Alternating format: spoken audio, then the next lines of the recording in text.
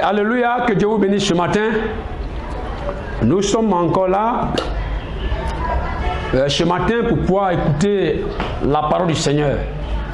Vous savez, plusieurs viennent dans la maison de Dieu. Quand ils sont chez eux à la maison, ils éprouvent des besoins. Seigneur, pourquoi est-ce que je n'arrive pas à travailler? Seigneur, pourquoi longtemps j'ai demandé à ce que tu me guérisses et la guérison tarde? Seigneur, pourquoi je n'arrive pas à me marier? Alors lorsque Dieu entend toutes ces voix qui fugent de part et d'autre venant de ses enfants, Dieu donne la réponse. Il y a toutes ces inquiétudes à son serviteur.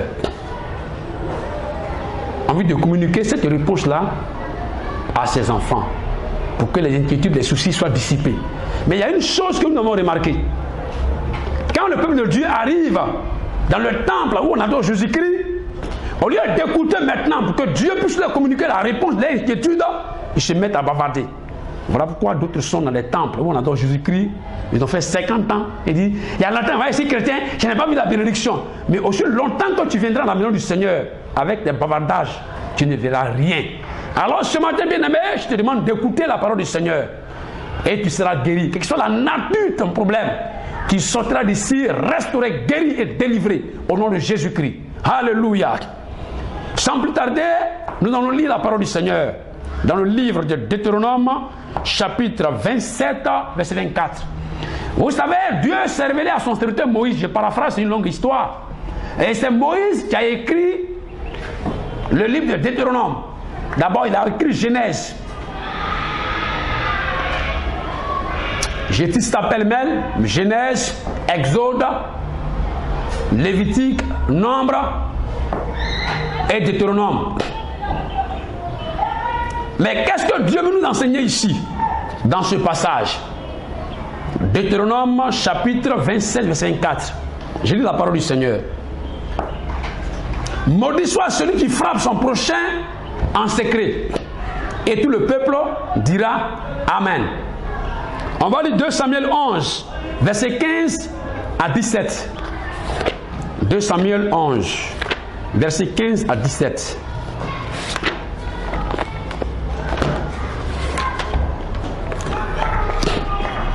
« 2 Samuel 11, verset 15 à 17. J'ai lu la parole du Seigneur. Il est écrit dans cette lettre: placez Uri au plus fort du combat et retirez-vous de lui, afin qu'il soit frappé et qu'il meure. Joab, en assiégeant la ville, plaça Uri à l'endroit qu'il savait défendu par les vaillants soldats. Les hommes de la ville firent une sortie et se battirent contre Joab. Plusieurs tombèrent parmi le peuple, parmi les serviteurs de David, et Uri, le Héthien, fut aussi tué. Parole du Seigneur. Le thème du message ce matin est le suivant: le secret sera dévoilé. Le secret sera dévoilé. Qu'est-ce que c'est qu'un secret? Nous parlons d'un secret. On dit, il m'a parlé en secret. Il a fait ceci, cela en secret. Ce qui est secret, c'est ce qui se fait en cachette. C'est-à-dire ce qu'il y a de plus caché. Ce qui se fait dans la discrétion. Ce qui se fait sans témoin. Ce que l'on a mijoté seul.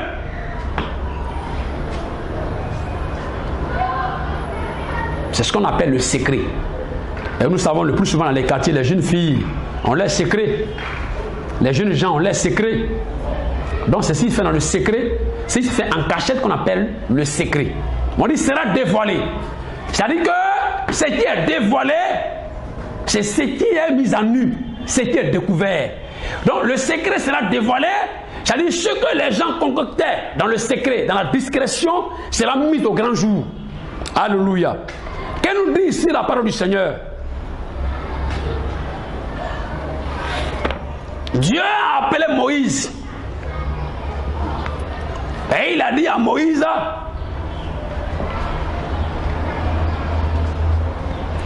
va sur le mont Ebal et prononce la malédiction. Donc Moïse est allé sur le mont Garizim, il a prononcé la bénédiction, et après sur le mont Ebal, et il a prononcé la malédiction. Regarde ce qu'il dit. Selon le livre de Deutéronome 27, verset 24. Maudit soit celui qui frappe son prochain en secret. Et tout le peuple dira Amen. Bien aimé, regarde ce que Dieu nous dit ce matin.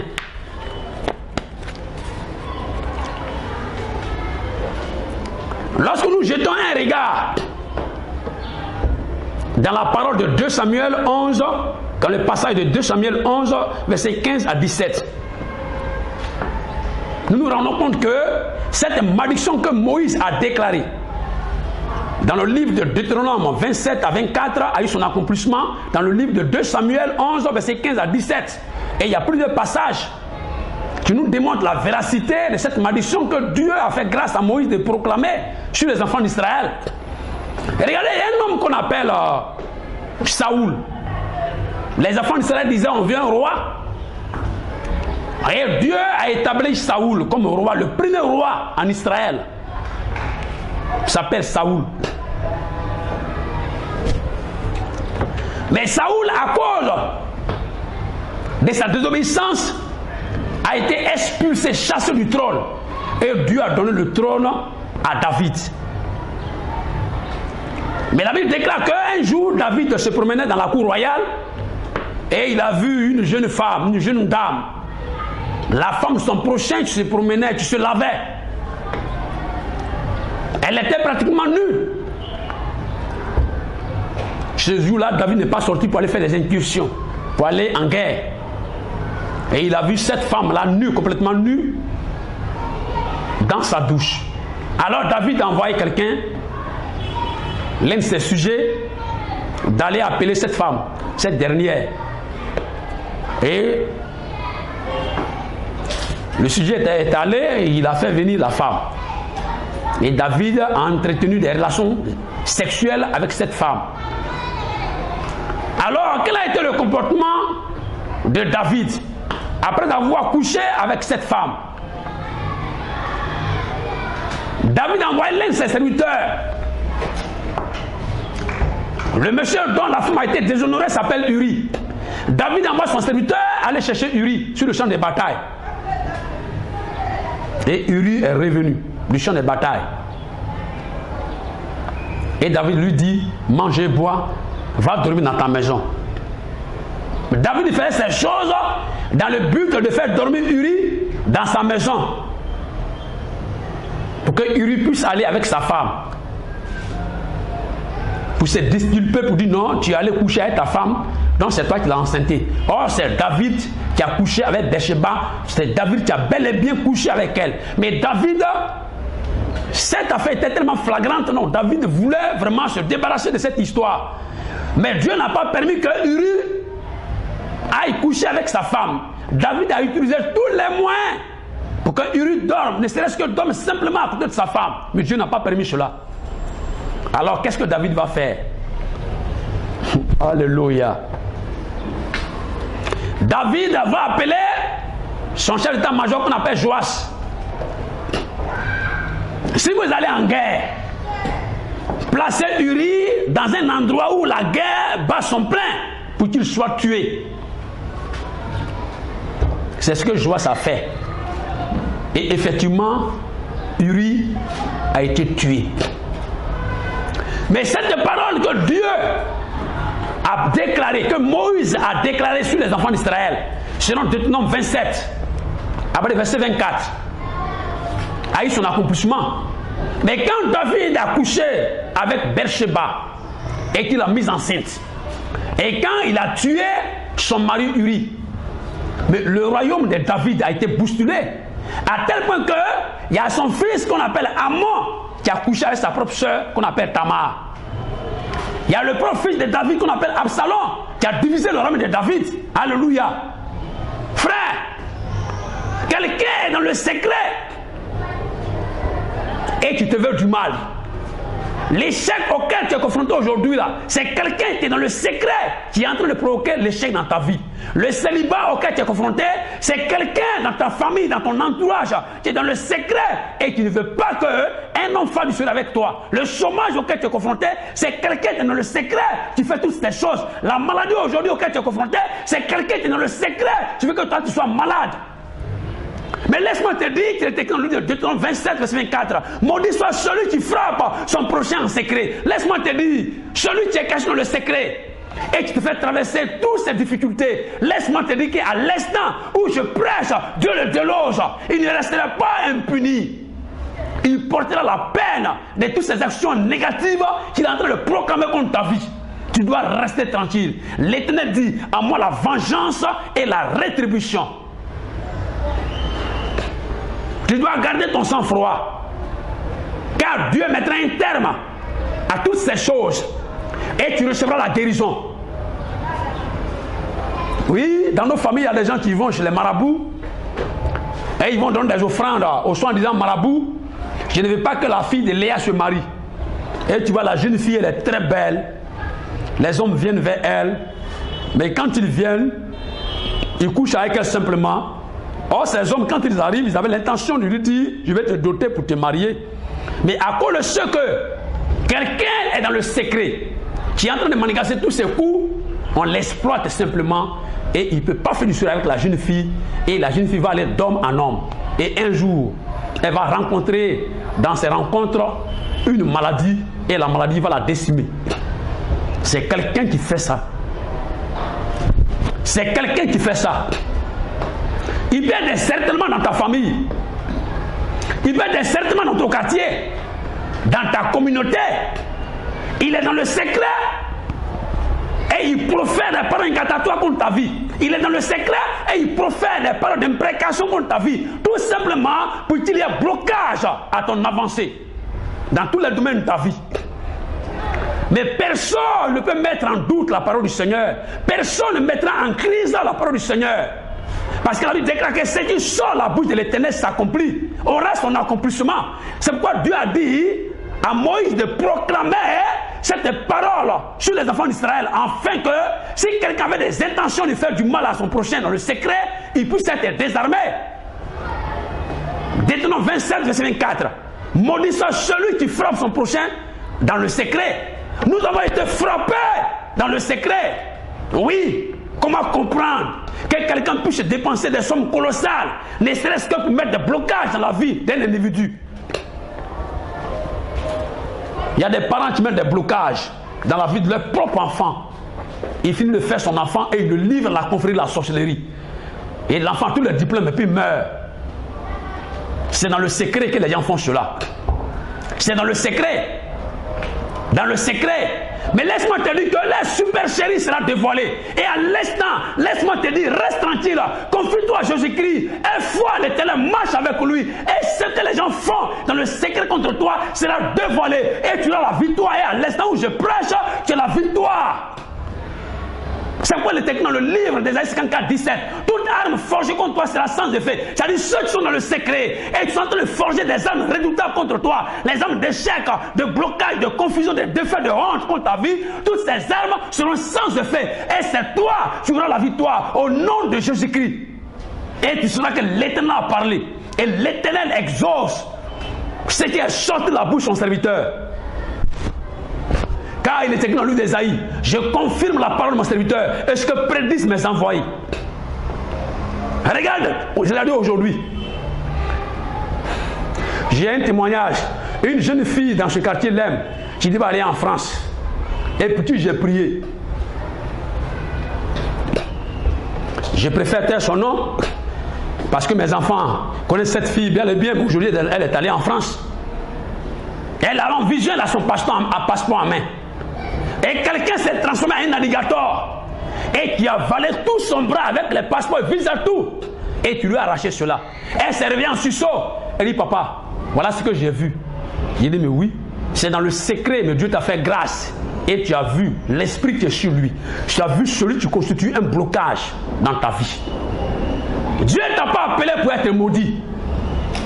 Dieu t'a créé à son image et il t'a donné le pouvoir de dominer, de gouverner, d'assujettir. Mais pourquoi, en dépit de tes prières, tes jeunes prières, les offrandes que tu fais au Seigneur, tu cries à Dieu, rien ne bouge dans ta vie? C'est quelqu'un certainement qui est dans le secret. Et il ne relâche pas. Il fait les offrandes au diable pour que le blocage soit dans ta vie.